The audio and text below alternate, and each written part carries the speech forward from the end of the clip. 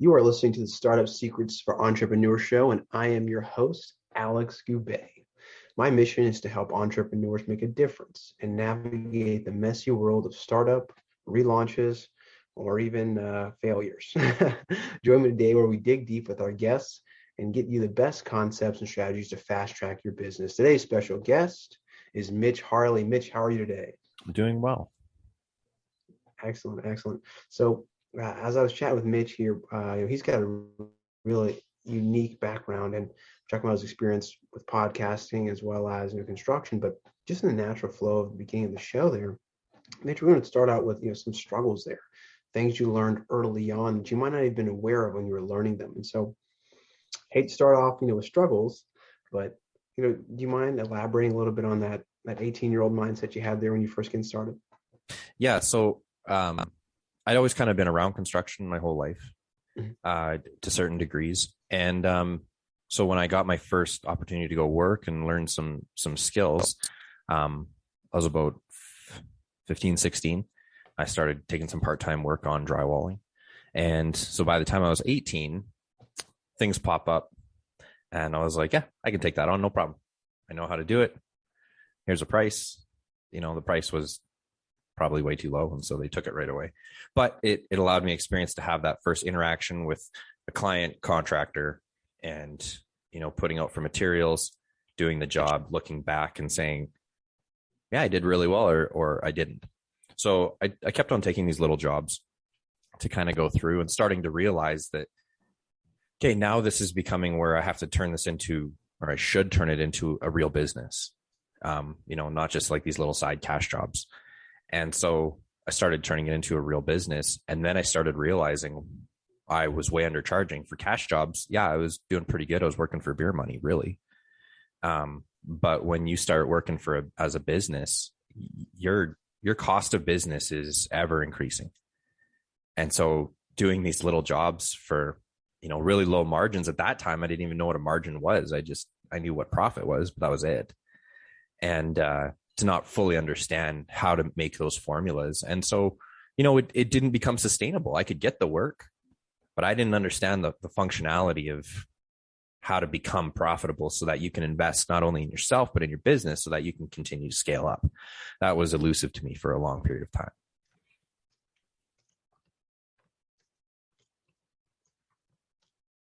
Wow. And so everyone knows I take notes as we go through. And so that was a really good point there, right? Taking a step back. And I love that. And so let's just note, Mitch is in Canada, so the drinking age might be a little different here in the United States.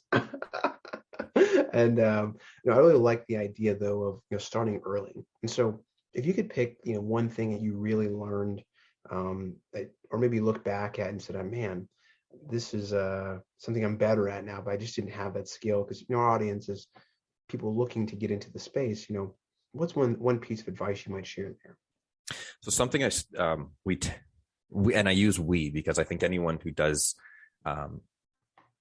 starting these little side hustles to grow it, and we always undervalue ourselves, and so we think that we need to put a really low price in. And so there was a period of time, like I said, that I was working for beer money or buying jobs, and looking back, it was completely unnecessary. And it's not about being greedy. It's not about gouging the client, because I think that's another, issue.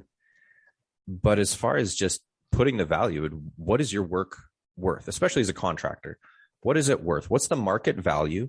And where do you fall on that scale? And I think before you even take on a job, you have to recognize that. And I wish that I would have looked back and realized that for what I was offering, I was actually probably in a higher tier. I was still learning, and definitely not, your high-end elite, tradespeople. But for basement renovations, I was completely capable. I was very comfortable with what I did, and I completely undercharged. And so when you're undercharging, you can never not only get ahead, but you can never grow. You could never hire a helper. You could never, continue to build time so that you have the ability to get the next job. When you're in that situation where you're working day to day, except now you're working for yourself, when do you go find the next project? When do you fill your pipeline? Unless you want to stay up from 9 to midnight, if you don't budget for that so that you have one day a week at least that you can start filling a pipeline, you will always be chasing and buying jobs, and you're going to be desperate. And it actually perpetuates, and I'm guilty of this back then, of perpetuating lowballing. And then you're up against, people that are lowballing, and you're like, I can't believe they're doing that. And it's like, wait a sec, that was me. I was doing that, except I got out of that mindset and they never did. So if anyone in the trades world that wants to, start their own business or start working for themselves, you have to change the mindset. Starting off lowballing is not a good way to start your business at all. Because mine failed. Like, I had to go into the workforce. It was not sustainable.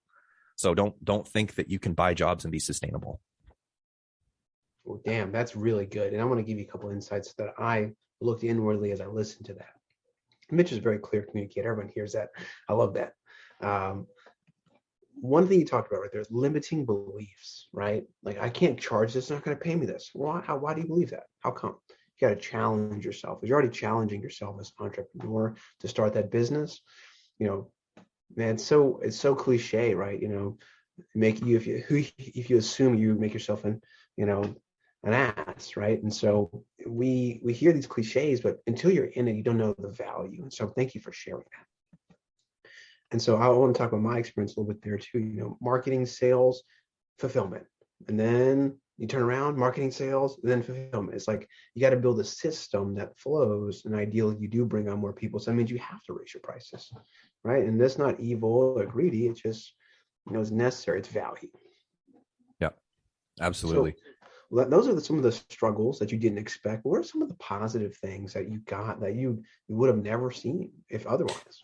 I think I really proved to myself a work ethic, because those jobs weren't 8 to 5, and everything I had done up to that point, work experience and part-time. And, when I started working when I was like 13, 14 as a janitor, and, that's not 8 to 5. You finish your school, you go and you work. So I had been working for a while, but this was different because now there was an accountability. If you wanted to get paid, it wasn't about showing up. It was about finishing. At 8 to 5, you get paid for showing up. Yeah. Like, let's just be clear about that. You may not last. Yeah, you may not last, but you will get paid for when you've shown up. But as an entrepreneur, it's not just about showing up. There's accountability there. And so I specifically remember my first paying job. And I was there till 1 a.m. for like 3 nights in a row. Because one, I was slower. I wasn't, your crazy fast guys that bang jobs off. I was still learning. I was doing everything by hand. There was no, fancy tools I was using. So yeah, like you go and you work for 8 hours, and then you work for an additional 8 hours. And it taught me that although I don't want to work 20 hours a day for the rest of my life, I have the ability to do it if I need to. And if the time took. So it did build that in me, that I can pull through if I need to. I can be accountable and I can show up. I'm not going to check out. Now, there's lessons there because I've also experienced burnout because I've taken on too much. Working till 2 a.m.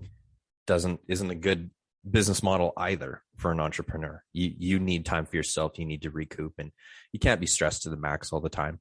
Just go get a job. Like honestly, it's not the whole purpose of becoming an entrepreneur.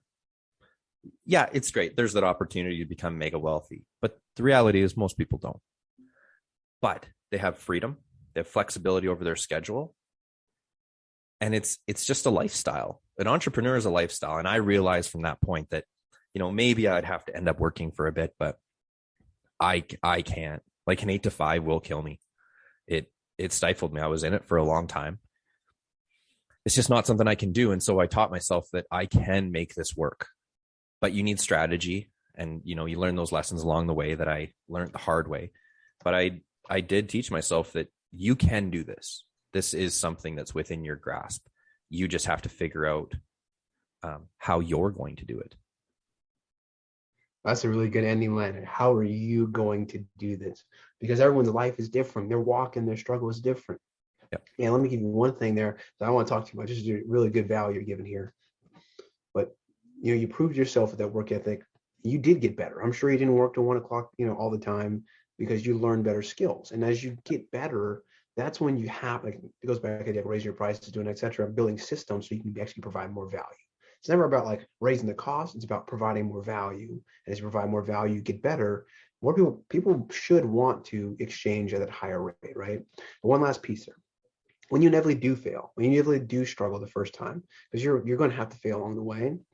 There's not a problem. Like, there's a Tim Ferriss model, right? You ever heard of Tim Ferriss, like 4 Hour Work Week? Yeah, a lot of entrepreneurs love the book. I read it when I was in high school, love it. You might need to take that job. We're going to sort of segue into that experience with you working after the first experiences there. But, you never want to wake up and like, damn this, like, I don't want to do this anymore. That's when you're kind of like, you need to change. But like you said, you can do anything for a short period of time. You can work till 2 a.m. for a few months, maybe a couple of years if you've got it. You know what I'm saying? But you have to have a vision. And so let's talk about what kind of mindset you brought into your first job. And let's talk about that experience and maybe what you drew for your entrepreneurship. I know it's a lot, but I think you can. No, absolutely. And I have to give credit, as much as there was some negatives and things that, let's just say, I'm a little bitter about, for being in the workforce for a period of time. I gained some more skills in the workforce, and I look back and, it didn't necessarily end well with the business that I had spent 8 years with, but I look back and the skills, the training they invested in me, they took what I already had and they made it so much better. And so leaving that world, it didn't leave on a great note, because lots of corporate, and let's just make this clear to the audience too. If you're an entrepreneur, even if you've never been, but let's just say that that's your personality and you work in a corporate situation, they will leave you. They will kick you out at some point, because they don't want you to be an entrepreneur. And so you eventually will get to this. It took me 8 years to get to that point with them, because I owned it and I was like, I'm doing well and this is what we should do. And I wasn't just a yes man, and that didn't work for them. And so just be cautious. If you're an entrepreneur spirit person in a corporate world, be cautious, because they don't like that. But if there's any value that they're giving you, take it, because it's free training. And so I took that, and it took me a while to get over the bitterness of being treated that way. But I took those skills and now they've set me up to succeed. So I have to appreciate the workforce. The right company will invest in you and they will train you. Those are skills that I never would have been able to afford the education for on my own. And I got it for free. They flew me all around North America. I took tons of training. I was in very, very elite circles. And I'm forever grateful that I was put in those situations, because it set me up to succeed in another world. So sometimes you don't even realize the benefits that you have. So yes, am I for the workforce? I think there's a place for it. And I think some people just need to find happiness there. But as far as an entrepreneur goes, that workforce was very interesting. That being said, going back to my kind of that first entry into the workforce after being an entrepreneur, I'd learned the work ethic. I knew what it took. I was starting to gain those skills of the in and outs, and let's just call them really rudimentary P&Ls, for lack of a better term. And my first going into the workforce was management. They put me right into a shift manager, and I was like, okay, this is interesting. And the skills they taught me in that led me to my next job. And that next job was actually very, very good, very high paying job, huge training. Like I said, that company was great for me. But I got burnt. But all that management, the training on how to do P&Ls, how to read margins, how to read market, how to find information on the market, data collection, marketing, they trained me in all of that. So now taking that into an entrepreneur world, maybe I don't have like a whole wall of degrees, but I can sit down with any business right now and I can scale them up, because I had to do it multiple times. I managed $40 million. So you have to know what you're doing. And they made sure that I knew what I was doing. So that's where other businesses kind of popped up for me to go down the line. So sometimes as entrepreneurs, we really harp on the 8-to-5 workforce, but I think we have to give it credit where credit is due. And some of these larger businesses do invest in people. And so sometimes it's free training. Man, that's really good. Man, another value bomb right there. And I think you like not just like saying this, but like I'm really like taking value from this, like myself. Let me give an example, right? I can think of like tasks, like whether it's even when you're an entrepreneur or even saying the 8 to 5. As long as you can align what you have to do with what you want to have outcome, man, that's just going to make it so like you don't even think like you're like when you're going through your day. Do you ever feel times, or you can compare what you do now to when you worked? Do you feel like you hate it? Like, do you feel like someone's forcing you to do anything nowadays? The biggest struggle right now for me, and I'm making a big assumption here to say most entrepreneurs, cost of living isn't going down. It's becoming very hard to make ends meet. In Canada, especially where we are, the housing inflation price, like to rent or to buy, it's becoming unattainable realistically for a lot of people, and especially for the younger generation. Like I said, I'm 33, but people getting out of school living in big cities in Canada like Toronto, Calgary, Vancouver, and then especially, man, Vancouver, I mean, that's a whole nother conversation. But and then you look in the States, buying a place in LA, New York, these hustle and bustles at like, how do you afford $1 million condo? I know. Like, and is a condo where you want to live? Like, and so from an entrepreneur standpoint, where you don't have necessarily a guaranteed specific income, you're not going to get a mortgage without like 20% down. Well, how do you get $200,000 to put down on a house? So these are the struggles that are happening. And so, yes, no one's forcing me to do anything, but as an entrepreneur, especially right now, the stress is, I would say, more than I've ever seen it. The stress because you have to pay your bills. You have to, food, the cost of food compared to what it was 10 years ago. It's ridiculous. Fuel. Like, you guys think you have it bad. We make the fuel and we're paying more than you. Yeah. Like, man, it's insane. Crazy. There's places in Canada where if we did the conversion for Americans, like we're like $6 a gallon.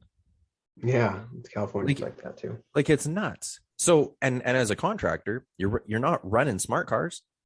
You're running trucks, you're running trailers. Like, these are all expenses that add up. So that all being said, you got to pull in a ton of money, because if you're looking at revenue as your income, you're going to fail. You're going to crash and burn, because it's your profit margin that pays those expenses. So like, how do you do it?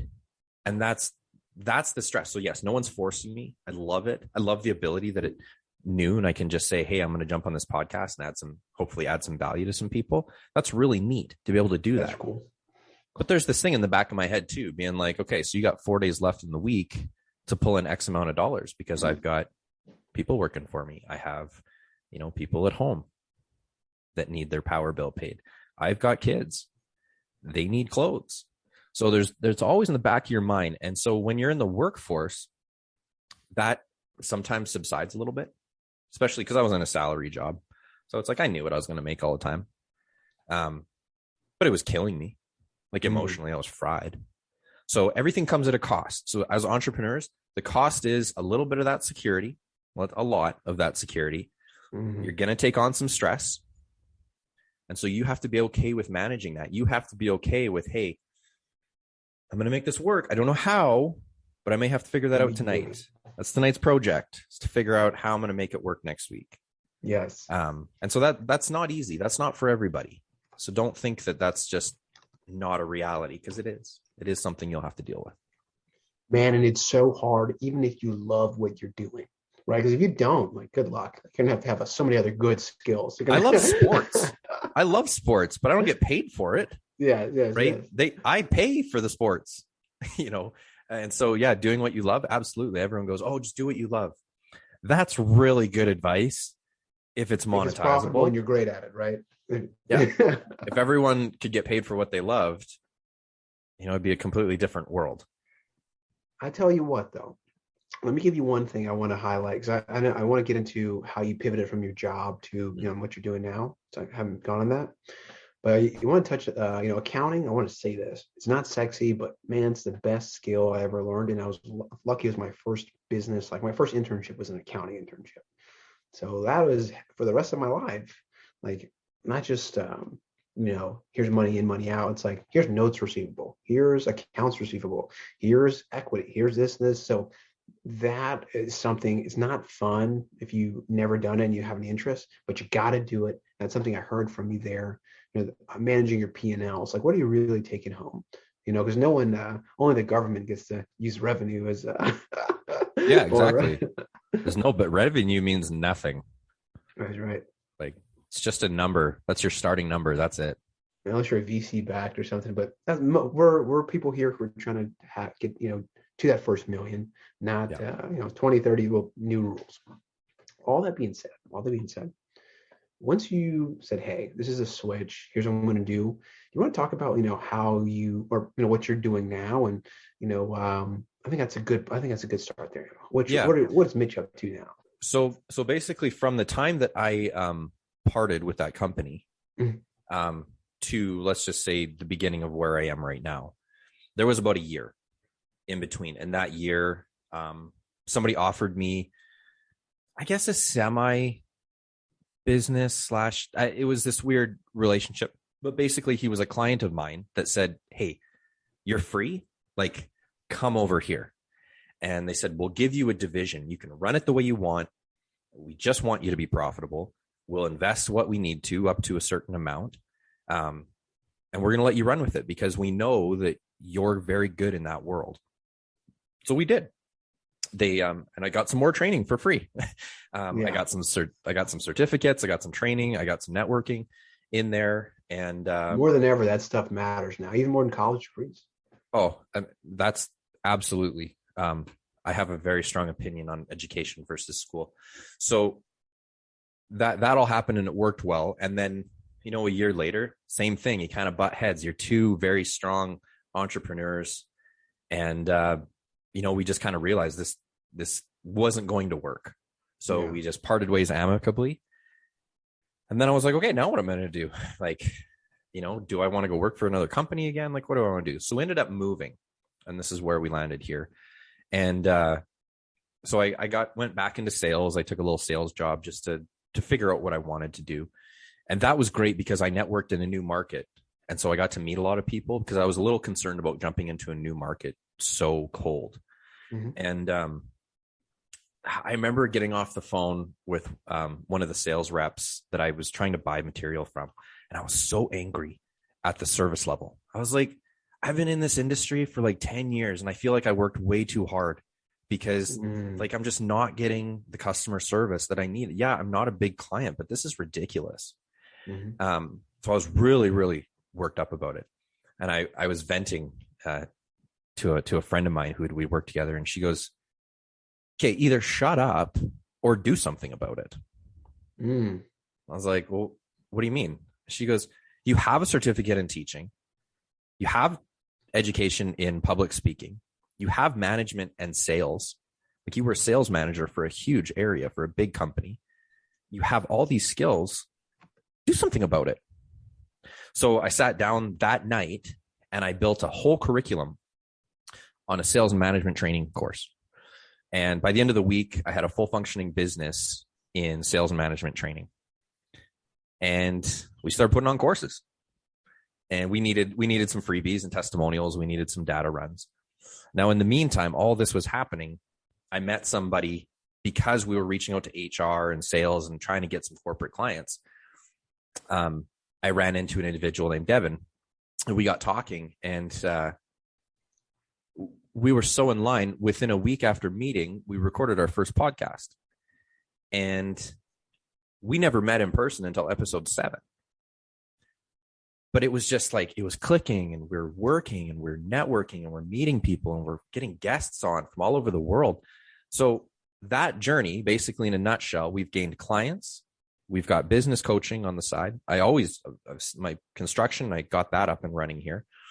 So we've had guests from all over the world, Croatia, Australia, Indonesia, like you name, Singapore. It's been really neat.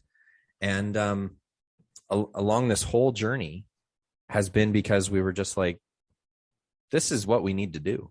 Like, this is a huge problem. And what we started seeing was the more entrepreneurs we talked to, because that's who we really wanted to focus in on, was sales and management and entrepreneurs, because the frustrations that I was facing, I was like, I can't be the only one. So we got to work on this together. And so we started working with entrepreneurs. And what we realized was that, yeah, a lot of them need to know P&Ls. They need to know how to read their business. They need to know all these things. But you know what the biggest gap was for entrepreneurs? Personal development.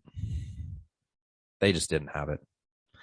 And they were putting so much time and effort into making sure that, their pricing was bang on, but they were so ill-equipped emotionally to deal with the challenges of being an entrepreneur. And we didn't realize that until a little bit later on. So our message actually started changing. But one of the first businesses we worked with, I went through and I tore apart. Actually, no, it wasn't the first one. Sorry. The second one that I started working with, I tore apart the business, and I found out that your business has a sustainable model, but your work culture is terrible. Your people aren't getting along, and you're not a good leader. Like, well, let's just call it what it is. You hired me to be really blunt. You need to change how you approach people. You're very unself-aware, and we need to work on that. So, and then we started looking around at other businesses and talking to other owners, and I'm like, they're not self-aware. They don't realize how they come across. They don't realize that their personal brand is tainted. You could have the best P&L and structure in the world, but if people don't want to buy from you, they're not going to. There's options now. So we actually started kind of changing that. And then we've been using the construction company as almost like a guinea pig to say, does this work? What kind of marketing campaign works? Because Devon's has a marketing company.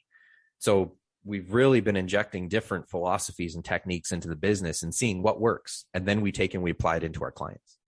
So it's been a very, very fast, in 1 year. This month is our anniversary. This is 1 year of experimenting, trying tactics, and we've had some really good successes. Man, congratulations. That's I guess it is coming up here. June's coming up here, and was it May or was it June you guys started last year? It was May. May. Oh, wow. So over a year now. Congratulations, man. I think everybody knows most small businesses fail, but most of the time it's just people maybe lack the skills, but really they give up. And you guys have clearly overcome so many problems beforehand. So let's talk about one thing you've got going pretty well. It sounds like you're doing a decent job of bringing in new customers. Is that fair?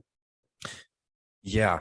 So it's the past 6 months has been a very interesting ride. Especially, it's been very fast growth. I would say the last 6 months we've grown more than we have in the whole year.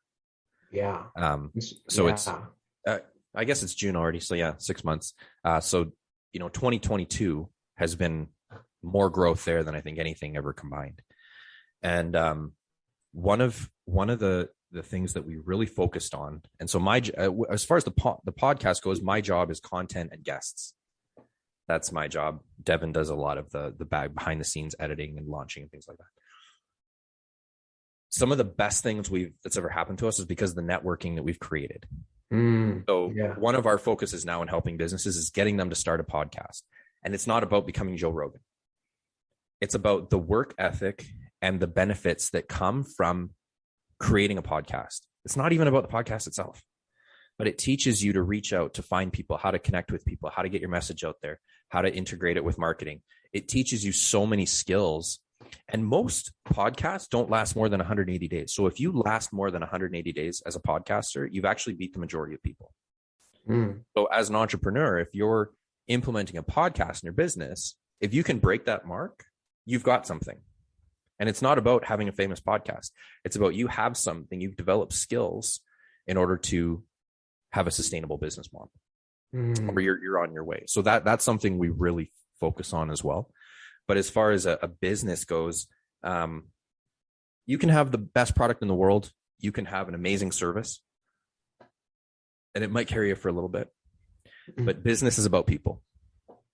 Business is about solving problems for people, and it's about relationships.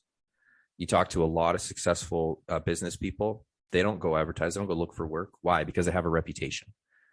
people recommend them, and that lended credibility is stronger than any ad you could ever put out. So I'm not opposed to marketing. I think marketing definitely has its place in business. But if you don't know how to interact with people, whether that's employees or clients, you're not going to go very far. And so that's why I put such a high value on being self-aware, understanding people's traits, understanding habits. Knowledge is power. We all hear that saying, but understanding is power. And so understanding people, lots of people have knowledge and they're idiots. But if you have understanding, you understand people and you have the data collection behind it. So for example, one of the programs that we've implemented and has had huge success is we teach people the basics of extrovert and introvert. And we teach them the basics of validation. You learn those three things and you can run a team way more effectively than most managers. And you can not influence, but you can relate to clients and close deals better. Okay, let me be a little greedy here. Give me a little nugget on that validation one and how you might use it here. I'm interested in it. The validation is very, very important. So whether you're working 9 to 5, whether you're an entrepreneur, whatever your situation is, we're all looking for validation. We're looking for fulfillment. When you're not validated or fulfilled at your job, you check out. You might stay there for a while and collect a paycheck, but you've checked out. People that love their job, they don't dread Mondays. They love Mondays. That's right. Because they're going to work. They love work, right? The weekends kind of suck because they don't get to work. That's people who love their job. But why do they love their job? Because something about it creates validation or fulfillment. So, have you heard of like the 5 love languages? Mm-hmm.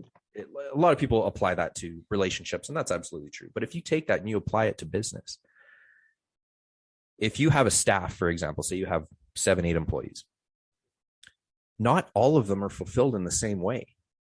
So you can have one person that will leave. You could be paying them well. You could think they're super happy. You can take workload off of them and they'll still leave. Why? Because you haven't given them a star. You haven't given them Employee of the Month star. They need public recognition. That's their fulfillment. They'll work for less if you give that to them.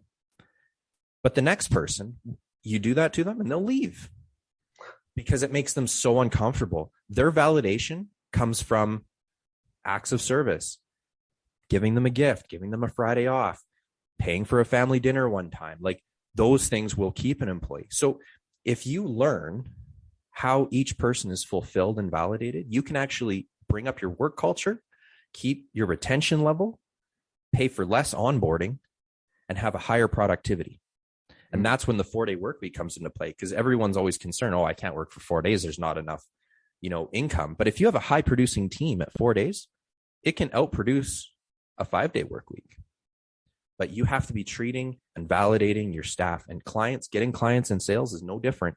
When you can identify triggers with people and you're selling to them and you can validate them and bring them the fulfillment, you will actually close a deal way quicker than just saying, hey, I can build this for you.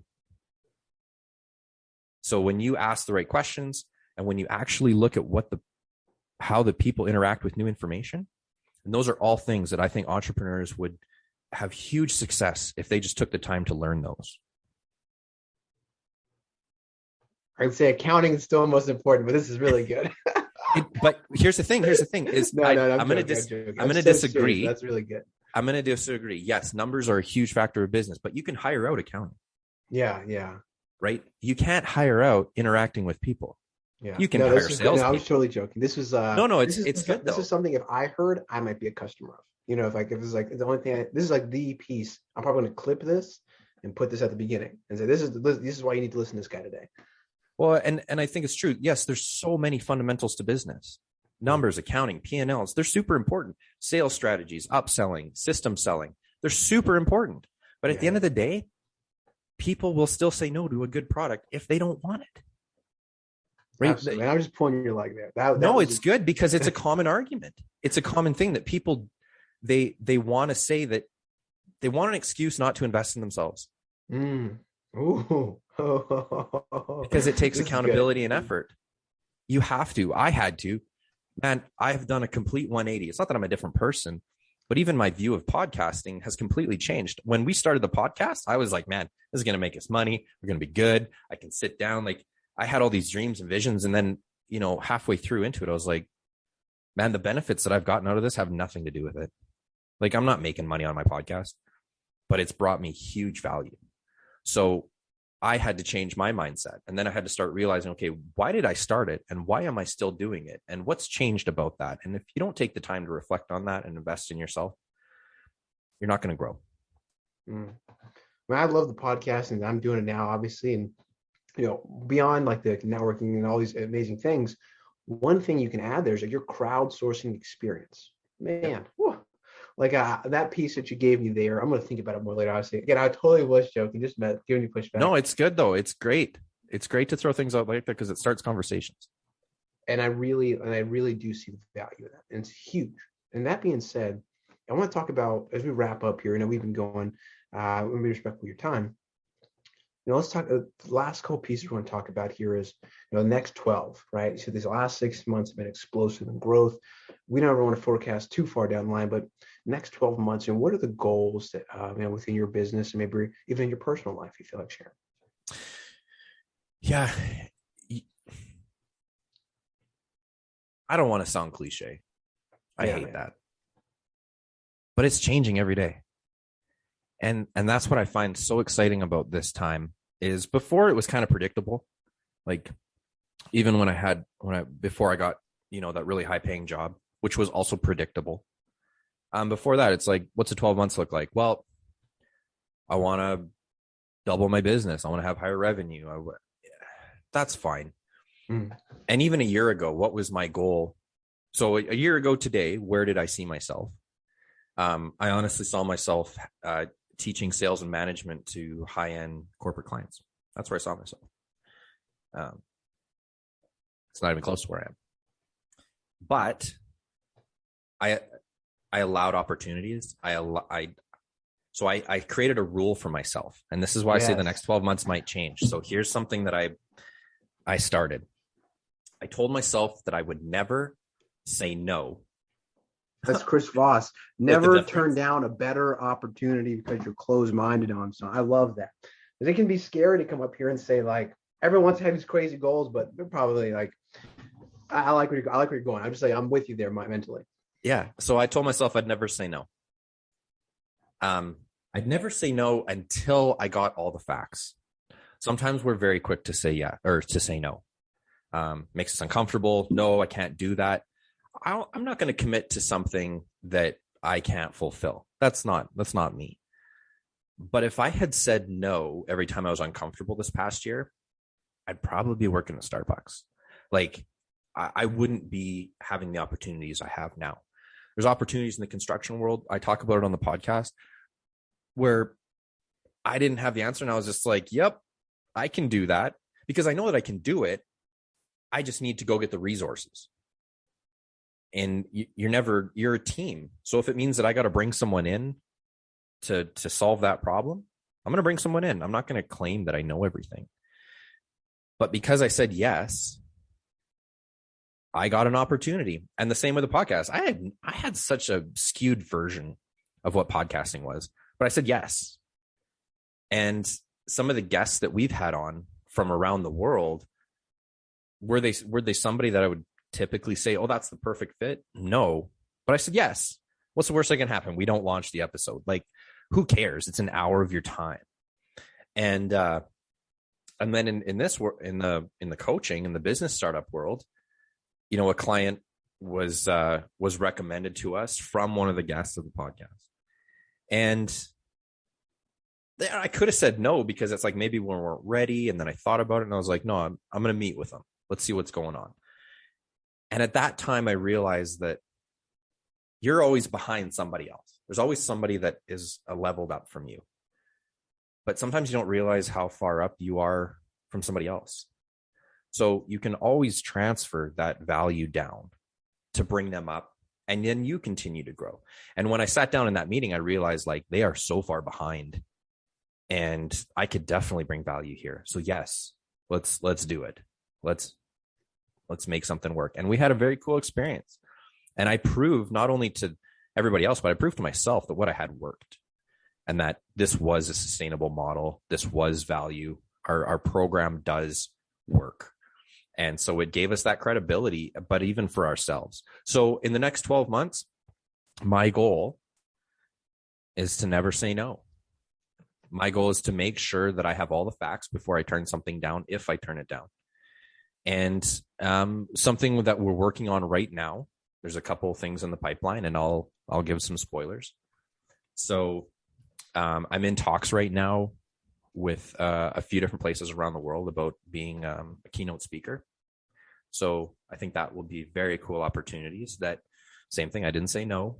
I don't know if it'll work out, but they're very, very neat opportunities. As well as we are working on, hopefully in the next 30 days, launching 2 different programs. One is a workshop for entrepreneurs. It's a 90-day course. And it kind of goes through everything that we've talked about here. Like, we're not talking about far out, 10Xing Grant Cardone. Like, we're talking about the, hitting the pavement. We're talking about the reality of being an entrepreneur and the struggles. And then we want to follow that up with a mastermind that is a little bit different of a structure than most masterminds, because same thing, there's a million masterminds out there and there's a million things claiming to help entrepreneurs. So how do we actually bring real value? And that's what we created. And we've got the testimonials for it. So in the next 12 months, I want to be full-time workshop, mastermind, keynote speaking, podcasting, business consulting. I want to focus on the entrepreneur help. I want to be that go-to guy. So that's my next 12 months. Man, I love it. And I want this to be a springboard. I hope someone in my audience not only sees this and learns, but someone else in my audience sees this and reaches out. Someone else in my audience takes action. Because Mitch, there are so many different pieces, and you've done a lot along the way. I mean, sometimes I talk to people, they're like, I went to Stanford and I did this, and then we just got rich doing this. And then it's like, oh, that's like not very reproducible, but congratulations. But that's the lottery effect, right? Yeah, and there is that. I think a lot of people get caught up in that. And we can use podcasting as an example. They think Joe Rogan just started a podcast and, had millions of followers. That's not what happened. And you look at other entrepreneurs that everyone goes to, and you look at guys like, I don't know, I've got a few in my head, but let's use Jeff Bezos, right? Everyone goes, oh man, he created Amazon, made billions of dollars. That's not what happened. That's not what happened. Yeah. He has an untold story. If I was going to recommend somebody to go and look up a story as far as what it actually takes to be a smart entrepreneur in a market that maybe is set against you, that is that you can like maybe reproduce. Some of these people, the innate gifts are so high. It's like, oh my goodness. Yeah, don't go look at Mark Zuckerberg's example. Yeah. I think Elon Musk is an easy one, but I mean, he went through a grind. Like, there was people that didn't believe that he was going to do it because they didn't understand. I mean, he's kind of on the next level. But if somebody wanted to take some value away from this, and they didn't want to pay for either of our services, they just wanted some free content. That's cool. Go look up the history of Red Bull. Red Bull and the history of Lego. Those are probably 2 of the most inspirational stories of overcoming adversity as entrepreneurs, and how to take a concept and just don't follow the trend. A tiny little spoiler from the Red Bull one is, when you go to a store, when you go to a gas station to pick up a Red Bull, how many different Red Bulls are there? There's like, what, 2? They have a sugar-free and a regular. They've created an empire off 2 serial numbers, like 2 product codes. That's it. They've created a whole empire. Why? Look up the story. And then they're competing with Coke, who has like 800, product codes. For what? Because they keep trying to appease the market. Red Bull's like, we're not trying to make everybody happy. Here's who we are. And they've created a community and kind of a cult following. Yeah. And, so it's a really neat story. And if that's not your style, because you're not as rebellious as, say, Red Bull was, you're not okay to be as controversial. Lego didn't start off as a toy company, and they went through, like, they didn't have insurance back in the 50s, and they had warehouses burned down. They had to start over, and they had just so many neat things. They started off making ironing boards. And then when the war came, he realized that kids needed toys. So how do we make affordable toys in a depression? And then they wanted sustainable building materials. So Lego actually started off as a construction concept that didn't work. And so they turned it down to teach kids how to build and be creative. Like it was this progress to get to the point that we see today. So those are two really neat stories that are worth looking up and listening to as far as an entrepreneur, because it gives you almost two sides of the spectrum, but both of them were starting from nothing and finding that roadmap along the way to get to that same goal. Because both of them have created an empire, they've created a demand, and they've created a community. Because Lego people are different, right? Like there's Lego collectors out there that pay crazy amounts of money for Lego, not the knockoff stuff, Lego. Yeah. And Red Bull, you can go buy an energy drink, but people who drink Red Bull, they're hardcore Red Bull. Yeah. Why? Because they like motocross, they like skydiving, they go to all the Red Bull events, they follow them. Like there's this cult following. So how do you rally people around your business? Listen to what they have to say. That's a free piece of advice that I'm going to give, actionable advice that I could give people. Damn, dude, that's really good. You can tell, like, you're not just like bank on your experience. You're someone who like seeks out new knowledge, because you can tell by the depth of stories you're giving, right? It's not just like I did this. Like, here's what I'm studying other people doing, and that's part of growth, and I think it's so important. So for me, like I said earlier, I don't have a wall full of degrees, but I am a student. I love random facts. My friends make fun of me all the time for my random facts.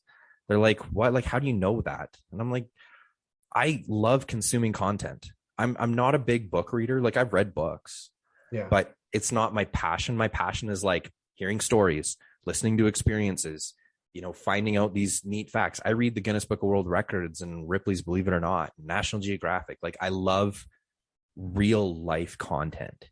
Yeah. And when I got kind of into the business coaching world, now it was like, this company, where'd they start from? Why'd they do that? Who is that? Who owns that company? Why are they growing so much? Why did they make that decision? Like, how does Costco maintain margins? What do they do over here? How does, 7-Eleven, why did they team up with Petro? Why did Wendy's do this? Like, those are the things that when I look at a business, I'll give you one last example of what I do, how my mind works compared to other people. And I think entrepreneurs, might relate to this. There's a restaurant up here called Red Robin's. I don't know if you guys have that down there. Yeah, they have like unlimited fries, something like that. Okay, exactly. When I sit down at a place like Red Robin's or Boston Pizza or whatever, and they have like their niche, right? So Red Robin's has the bottomless fries. They also have a bottomless freckled lemonade, which is so good. It's so good. But I sit there and everyone else at the table, they look at the menu, they order, they talk about the game, they have a beer, whatever. My mind the entire time is watching how many fries are going out to tables, how many freckled lemonades. So all of those are free. And then I start doing the math, and then I start looking at costs, and I think about everything, like, how do they make that sustainable? How are they profitable? How are they able to do that when nobody else is doing that in the industry? So what else are they making? What are their margins over here? And it's like my mind in a picture would be like from those movies where all these formulas start popping out in my mind, and I'm seeing kind of how this is working, because I'm like, these guys are a big deal. They're not just a little mom and pop shop. They're a franchise. So how is this model working, and could it be applied to anything else? And so when I go into a business, or when I go into a store and do shopping, when I look at Amazon, I try breaking the code. I try figuring it out. And that's how my mind works. So I'm always studying. I'm always a student. And then what I do is I bring that and I bring it to my clients and say, like, yeah, you're not Costco, but Costco only makes 7% margin on their product, but yet they make $3 billion on their memberships. Is a subscription-based model realistic for your application? Because they're doing it. Netflix is doing it. A subscription is not an option. How do we apply the system selling the McDonald's does? Why is a combo only $1 more? What is creating the profit margin for them? And how do we apply that to your business? So don't think that just because these big corporations are applying things that it's too big for you. The fundamentals of business and entrepreneurship are the exact same, whether it's McDonald's, Walmart, or Bill's Drywall. It's the exact same fundamentals. They're just scaled differently. So always be taking in more knowledge, always be looking at other examples, and don't be afraid to invest in, call it a business coach, but some sort of program, whether it's a workshop, mastermind like we're putting out, or just business consulting, because the right consultant, there's a lot of sharks out there, but the right consultant, the right advisor, the right mentor, he will open up those doors for you where you can scale, and then it pays for the services in what you scale up. It's not a lost amount of money if you pick the right one. So I think entrepreneurs very undervalue that knowledge and comparing themselves to others. Just roofers in the construction world are probably the worst business people out there. There's like 5 companies across North America that should be, put up on a pedestal. But these like shingler guys, they are not business people. They're guys that know how to put shingles on and they charge for it. That's it. Yeah. So, look at real life examples. And I think that, entrepreneurs, once you get to a certain point in your business, once you hit a certain revenue point, I think you should bring in a third party if you're looking at scaling up. Jeez, man. I'm snapping my damn camera. I was just so taken aback because, like when you think, this is like new to me. This is a whole new expanse of thinking. So my superpower in business is I am really good at looking at how things work and then multiplying creatively. But I never really look outside, like the way you broke it down, like I've never even thought about like thinking about like the systems that are like I haven't to think about this a lot because it's like so new that I don't even know how to explain it. I'm really good at explaining things. Like you can tell from like earlier, like how I explained this back, but Mitch, this was really, really, really just made me lose like a loss for words the value that was given, not just from your experience, but just like the expansive thinking you have. So I know we're coming up on time here. I want to thank you for coming on the show today. Of course. Below we're going to obviously link to your masterclass, how to connect with you on social media. But as a closing thought here, is there anything at all you'd like to share with the Startup Secrets Show as we finish up here? Yeah. So as far, especially reaching out to entrepreneurs, but I don't think the information, not just in today's episode, but in anything you're providing, any of the content that we provide, I think it should be applied to so much more than just entrepreneurs. Yeah. I really think that, if you're happy, like I have been in the past in, a leadership or management role in a career, there's nothing wrong with that if you're finding fulfillment, but you can always grow. There's a lot of, I use the term, there's a lot of crappy managers out there. There's a lot of unqualified leaders. And if you can increase your skills, invest in yourself in there, whether it's a business or whether it's a team, either way, you will benefit. And that will launch you into other opportunities. So I think the value from shows like this, and when they get more, we could talk about strategy all day. You and me could probably talk numbers and P&Ls all day long, but it's completely irrelevant. Because when you find content that starts growing your mindset, starts growing your understanding, your connection, your culture, you will develop as a person, whether you're an entrepreneur or, in a career world, it doesn't matter. So I do think that if you're in either of those positions, don't shut out entrepreneur advice just because you're not an entrepreneur, and don't shut out advice to, management just because you're an entrepreneur. I think there's a huge crossover there. Just because you work for somebody or you work for yourself doesn't matter. The principles are the same. So I do think that going back to that, never say no to, knowledge or content until you know all the facts. Then you can determine if it's for you or not. So I'm going to go back. Never say no till you know the facts. Well, hey, I'm glad you said yes to this episode. This was a damn fun time. So Mitch, I want to thank you again. So we'll check back in and say 12 months from now and on those goals. And otherwise, you've got an amazing set of skills. I'm excited to see how things turn out for you. Awesome. Thanks for having me. All right.